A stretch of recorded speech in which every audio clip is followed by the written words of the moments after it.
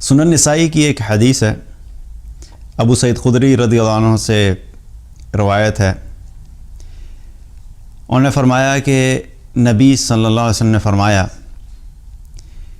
کہ تم لوگ دنیا میں اپنے حق کی خاطر آپس میں اتنا تکرار نہیں کرتے جتنے ایمان والے اللہ تعالیٰ سے اپنے ان مسلمان بھائیوں کے لیے تکرار کریں گے جن کو جہنم میں داخل کر دیا گیا ہوگا۔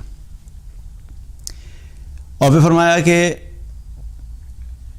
جو ایمان والے ہوں گے وہ اللہ تعالیٰ سے کہیں گے، اے ہمارے رب، ہمارے وہ بھائی کدھر ہیں جو دنیا میں ہمارے ساتھ نمازیں پڑھا کرتے تھے، جو ہمارے ساتھ روزے رکھا کرتے تھے، جو ہمارے ساتھ حج کیا کرتے تھے، وہ جہنم میں داخل ہو گئے؟ تو اللہ تعالیٰ فرمائے گا کہ اچھا ٹھیک ہے، جاؤ ان کو جا کے جہنم سے نکال کے لے آؤ۔ اب یہ لوگ جائیں گے، اور جب ادھر جائیں گے تو وہاں پہ دیکھیں گے کہ کچھ لوگوں کو آگ نے نصف پنڈلیوں تک جلا دیا ہوگا، کچھ لوگوں کو آگ نے ٹخنوں تک جلا دیا ہوگا، اور یہ لوگ ان کو ان کے چہروں سے پہچان لیں گے اور ان کو نکال کے جہنم سے نکال کے لے آئیں گے۔ اور آنے کے بعد اللہ تعالیٰ سے کہیں گے کہ اے اللہ، آپ نے جو ہمیں حکم دیا تھا ہم نے وہ حکم پورا کر دیا۔ پھر اللہ تعالیٰ فرمائے گا کہ اچھا جاؤ ان لوگوں کو بھی جہنم سے نکال کر لے آؤ کہ جن کے دل میں 1 دینار کے وزن کے برابر ایمان تھا۔ یہ جائیں گے، ان لوگوں کو بھی جہنم سے نکال کے لے آئیں گے۔ پھر اللہ تعالیٰ فرمائیں گے ان لوگوں کو بھی جا کے نکال کے لے آؤ جن کے دل میں آدھے دینار کے وزن کے برابر ایمان تھا۔ یہ لوگ جائیں گے اور ان لوگوں کو بھی جہنم سے نکال کے لے آئیں گے۔ اور پھر اللہ سبحانہ تعالیٰ فرمائیں گے کہ ان لوگوں کو بھی جا کے جہنم سے نکال کر لے آؤ جن کے دل میں 1 ذرے کے وزن کے برابر ایمان تھا۔ یہ جائیں گے، ان کو بھی جہنم سے نکال کے لے آئیں گے۔ اور پھر ابو سعید خدری رضی اللہ عنہ نے فرمایا کہ اگر کسی شخص کو اس حدیث کی تصدیق میں اگر کوئی شخص متذبذب ہو، یعنی اس کو کوئی ذرا سا بھی ڈاؤٹ ہو اس حدیث کے بارے میں، تو وہ قرآن کی یہ آیت پڑھ لے، ان اللہ لا یغفر ان یشرک بہ ویغفر ما دون ذلک لمن یشاء۔ اللہ تعالیٰ شرک کو معاف نہیں کرے گا، اس کے علاوہ جس چیز کو بھی چاہے گا معاف کر دے گا۔ تو اس حدیث میں اللہ سبحانہ تعالیٰ کی رحمت کے بارے میں پتہ چلتا ہے، کیونکہ اللہ تعالیٰ کے بارے میں ہم نے پہلے بھی بات کی تھی کہ اللہ تعالیٰ کی 2 صفات ہیں، ایک رحمان ہے اور ایک رحیم ہے۔ اور رحمان کی صفت تمام لوگوں کے لیے، تمام انسانوں کے لیے، جس سے دنیا میں انسان بھی ہر طرح کے انسان اس سے فائدہ حاصل کرتے ہیں، چاہے وہ ایمان والے ہوں یا ایمان والے نہ ہوں۔ لیکن جو رحیم کی صفت ہے وہ اللہ تعالیٰ خاص طور پہ اپنے ایمان والوں کے لیے آخرت میں استعمال کرے گا۔ تو یہاں پہ اللہ کی رحیم کی صفت کا ہمیں پتہ لگتا ہے۔ اور اس حدیث میں بہت سی ایسی چیزیں ہیں جو اگر ہم سمجھ لیں تو ہمارے لیے دنیا میں ہی ایک اللہ سبحانہ تعالیٰ کی طرف سے رحمت ہے کہ اللہ تعالیٰ نے ہمیں دنیا میں بتا دے کہ ہمیں کیا کرنا چاہیے۔ پہلی چیز کیا پتہ لگتی ہے اس حدیث سے؟ کہ آخرت میں ایمان والے بھی سفارش کریں گے۔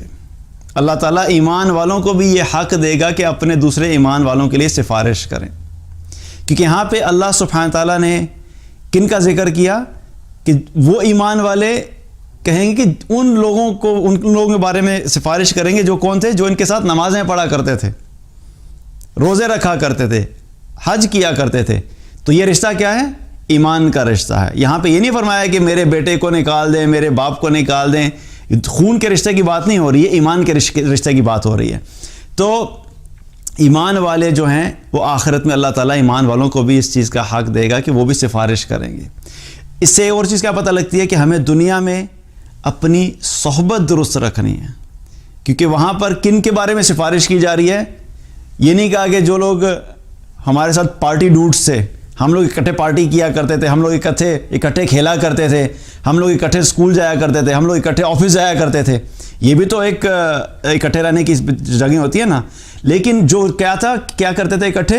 جو ہمارے ساتھ نمازیں پڑھا کرتے تھے، ہمارے ساتھ روزے رکھا کرتے تھے، ہمارے ساتھ حج کیا کرتے تھے۔ تو تعلق کیا ہے؟ اعمال کی بنیاد کے اوپر تعلق تھا، نیک اعمال والے لوگ تھے. تو اس سے کیا پتہ لگتا ہے کہ ہمیں دنیا میں اپنی صحبت کو درست رکھنا ہے, ایسے لوگوں کے ساتھ رہنا ہے تاکہ ہم خود بھی نیک عمل کرنے والے ہوں اور جن لوگوں کے ساتھ ہم رہیں وہ بھی نیک عمل کرنے والے ہوں. اور ویسے بھی یہ ابھی بھی دنیا میں بھی دیکھیں تو لاجیکلی کیا ہوتا ہے, آپ اگر ریگولر نماز پڑھنے جاتے ہیں مسجد, تو آپ جب بھی مسجد نماز پڑھنے کے جاتے ہیں تو آپ کو بہت سے لوگ ملتے ہیں جن کو آپ بائی نیم نہیں جانتے ہوں گے, لیکن آپ کو پتہ ہے کہ میرے ساتھ یہ اکثر ہم جب نماز کے لیے جاتے ہیں تو یہ بھی آتا ہے, یہ بھی آتا ہے, یہ بھی آتا ہے, آپ بائی فیس ان کو پہچانتے ہیں. تو اگر ان میں سے کوئی ایک شخص آپ کو کچھ دن کے لیے نظر نہیں آئے گا تو فوراً دل میں خیال پیدا ہوتا ہے نا, یار وہ شخص نظر نہیں آ رہا, وہ نماز پڑھنے کے لیے روزانہ ہمارے ساتھ آتا تھا لیکن کچھ دن ہو گیا نظر نہیں آ رہا. تو پتہ کریں گے تو پتہ لگتا ہے کہ یا وہ بیمار ہے یا وہ یہاں سے شفٹ ہو گئے, لیکن آپ کے ذہن میں ایک سوال اٹھتا ہے کہ وہ کدھر ہے. تو آخرت میں بھی ایسا ہی ہوگا, ایمان والوں کے ذہن میں آئے گا کہ اچھا بہت سے لوگ ہم لوگ اکٹھے نماز پڑھا کرتے تھے, کچھ تو ہم لوگ یہاں پہ آ گئے لیکن وہ فلاں شخص جو ہمارے ساتھ نماز پڑھتا تھا وہ کدھر ہے. تو اس وجہ سے کیا ہوگا کہ پھر اللہ تعالیٰ بھی کیا فرما رہا ہے کہ یہ ان کو جا کے ان کے چہروں سے پہچان لیں گے. اس سے کیا پتہ لگتا ہے کہ نام کی بھی کوئی حیثیت نہیں ہے, اصل میں کیا ہے, ایمان والے ایک دوسرے کو پہچانتے ہیں, چاہے چہروں سے ہی پہچانتے ہوں, اگر نام کا نہیں بھی پتہ لیکن دیکھ کے اکٹھے اعمال کر کے انسان ایک دوسرے کو دنیا میں جو پہچانتا ہے وہ آخرت میں بھی ایک دوسرے کو پہچان لیں گے. دوسری چیز کیا پتہ لگتی ہے کہ یہ جہنم میں کون لوگ ہیں, جو نماز بھی پڑھتے تھے, روزہ بھی رکھتے تھے, حج بھی کرتے تھے, نیک اعمال کر رہے ہیں اس کے باوجود جہنم میں. آپ سوچتے ہیں نا دنیا میں کہ نیک اعمال کرو تو جنت میں چلے جاؤ گے, اور یہاں پہ نیک اعمال کرنے کے باوجود کیا ہے, نماز بھی پڑھتے تھے, روزہ بھی رکھتے تھے, حج بھی کرتے تھے, پھر بھی جہنم میں. اس سے کیا پتہ لگتا ہے کہ صرف نیک اعمال کرنا کافی نہیں ہے بلکہ گناہوں سے بچنا بھی ضروری ہے.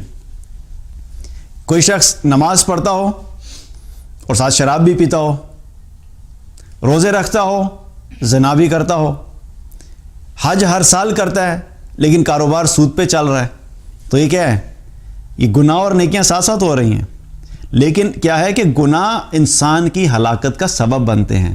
اور تقوی کی ہم نے جو بات کی تھی, تقوی یہ نہیں ہے کہ صرف نیک اعمال کر لینا, بلکہ تقوی یہ ہے کہ نیک اعمال بھی کرنے ہیں اور اپنے آپ کو گناہوں سے بھی بچانا ہے. اب یہاں پہ ہم دیکھیں تو یہ نیک اعمال تو ہیں اور بڑے عظیم عمل ہیں.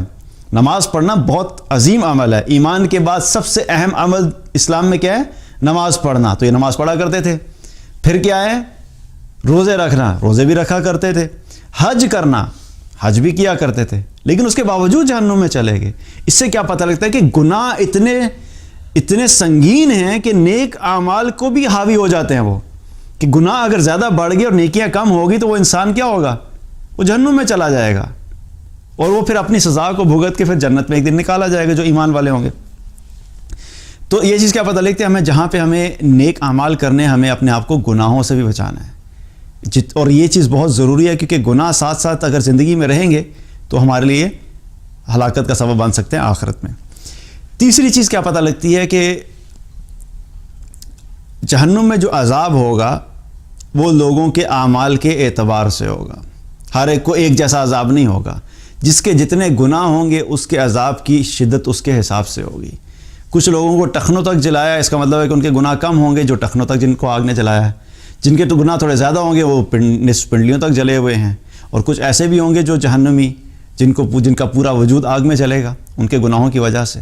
تو جہنم کا عذاب بھی کیا ہے, ہر ایک کو ایک جیسا برابر نہیں ہوگا بلکہ ان کے گناہوں کے اعتبار سے دیا جائے گا کہ جس کے جتنے سخت گناہ ہوں گے, جتنے شدید گناہ ہوں گے, ان کا عذاب بھی اتنا ہی شدید ہوگا.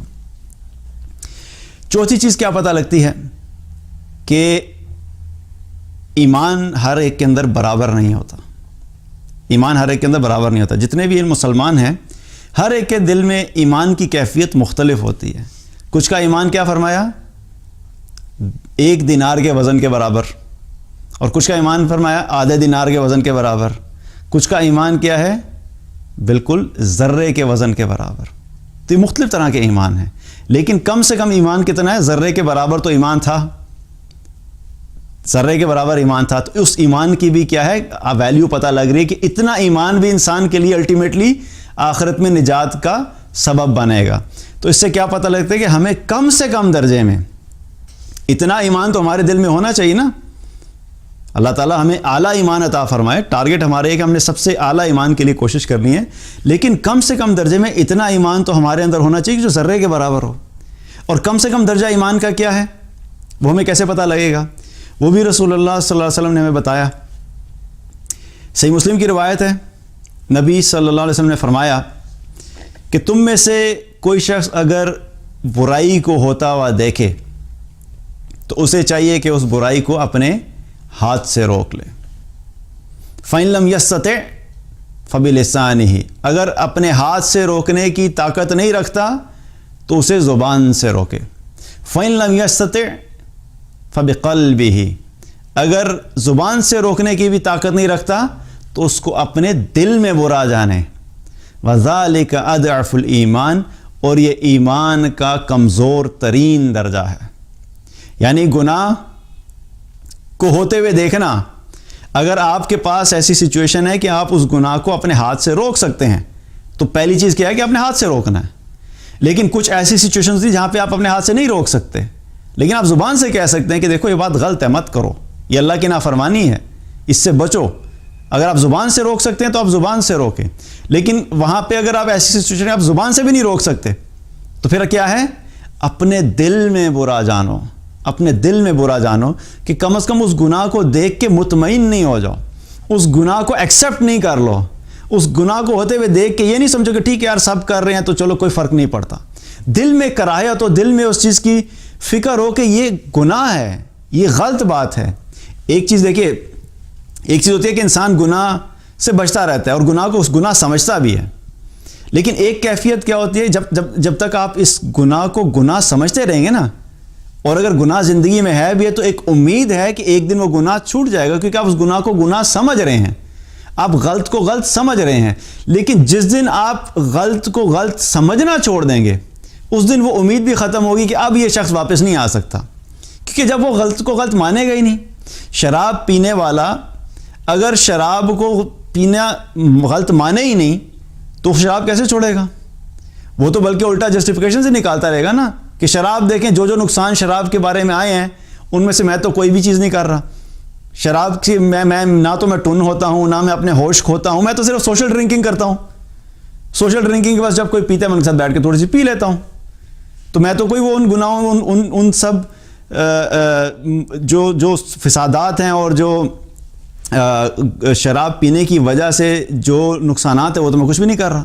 تو وہ کیا کرے گا؟ اس کا مطلب یہ ہے کہ وہ دل میں مطمئن ہے کہ شراب پینا غلط نہیں ہے, تو وہ شخص تو شراب نہیں چھوڑے گا. زنا کرنے والا اگر زنا پہ مطمئن ہو جائے گا, وہ کہے گا یار چلو ٹھیک ہے یہ تو میرا اپنا ذاتی عمل ہے لیکن میں باقی حقوق تو پورے کرتا ہوں نا لوگوں کے, میں کسی کے حق پہ ڈاکہ نہیں مار رہا, میں کسی کو نقصان نہیں پہنچا رہا, میں زبان سے کسی کو گالی نہیں دے رہا, میں اخلاق اچھا میرا ہے, لیکن میں زنا کرتا ہوں تو میرا اپنا معاملہ ہے. تو وہ کیا, وہ زنا پہ مطمئن ہو گیا. تو اس کا مطلب کیا ہے کہ جب گناہ پہ مطمئن ہو گئے تو پھر گناہ سے نکلنا بہت مشکل ہے. اور یہاں پہ رسول اللہ صلی اللہ علیہ وسلم کیا ہے, گناہ کرنے کی بات نہیں ہو رہی, گناہ کو روکنے کی بات ہو رہی ہے.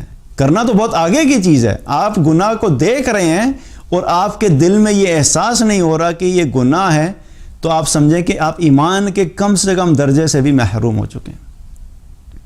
تو گناہ کرنے والا تو بہت آگے کی چیز ہے. تو کیا ہے کہ سب سے کم درجہ کیا ہے ایمان کا, کہ گناہ کو اپنے دل میں برا جانے, کیونکہ یہ اس سے نیچے پھر ایمان کا کوئی درجہ نہیں ہے.